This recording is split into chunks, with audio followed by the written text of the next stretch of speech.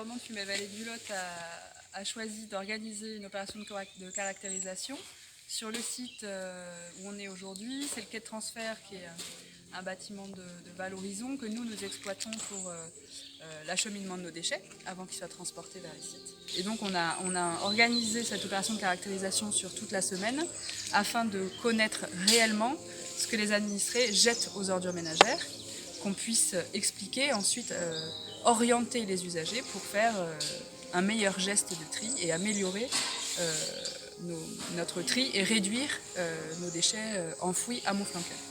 Et donc on est accompagné par le bureau d'études que donc Monsieur Hunougaré est avec nous toute la semaine pour piloter et assurer que cette opération se passe bien. Voilà, donc une caractérisation, c'est une opération qui est normalisée, qui est codifiée.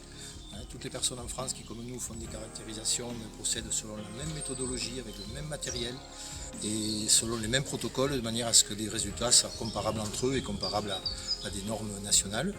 Donc la première étape, c'est de choisir des collectes. Donc là, avec la collectivité, nous avons choisi 5 collectes représentatives du centre-ville, des gros villages, de la campagne. Sur chacune des collectes, donc, on prélève une masse de 500 kg au moins. Et ces 500 kg ensuite sont triés manuellement. On trie chaque objet, on ouvre les sacs et on ventile les objets par catégorie de matière, les métaux, les plastiques, etc. Et ensuite tout ça est pesé à des fins statistiques de manière à ce que ça constitue pour vous un outil, un état des lieux pour connaître exactement ce qu'il y a dans vos ordures ménagères résiduelles. Et donc nous ensuite on en réalisera une dans 4 ans probablement pour voir si le geste de tri des habitants s'est amélioré. Donc si notre communication a bien fonctionné et si les habitants font l'effort de trier correctement leurs déchets. Là, ce qu'on voit depuis le début de la semaine, c'est qu'il y a énormément d'emballage. 80%, 90% du volume, c'est de l'emballage.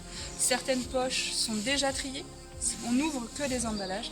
Mais cette poche-là n'est pas au bon endroit. C'est pas un sac noir, ça ne doit pas aller en enfouissement, ça doit aller dans les colonnes de tri, les colonnes jaunes, pour que ça passe sur un centre de tri, que les machines trient correctement les matières, pour qu'ensuite ça soit recyclé. Donc l'objectif c'est vraiment ça, que l'ensemble du tri soit fait sur toute sa chaîne correctement. On voit qu'on a de la marge de progression et qu'on pourra réduire vraiment les déchets qu'on enfouit à Montflanquin. C'est vraiment ça l'objectif pour les prochaines années. Voilà. Quand on dit aux personnes que tout se trie, il devrait trier les deux. Oui. Mais voilà, en essayant d'être le plus objectif possible, on peut se dire ça, ils n'ont aucune excuse, ils vont trier. Et ça, c'est l'épaisseur du trait. Ils auraient dû, mais on comprend. Oui.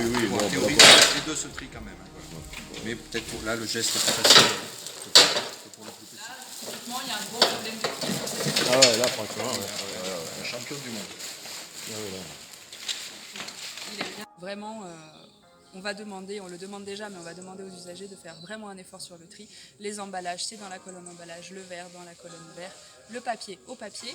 Et lorsque c'est possible, à la campagne quand même le plus souvent, de composter ces aliments, de composter ces mouchoirs et d'éviter le gaspillage alimentaire. On a trouvé des briques de lait entière, des yaourts pas finis, des paquets de gâteaux non entamés. Il faut vraiment faire attention à ça. C'est très important pour les déchets et pour l'environnement.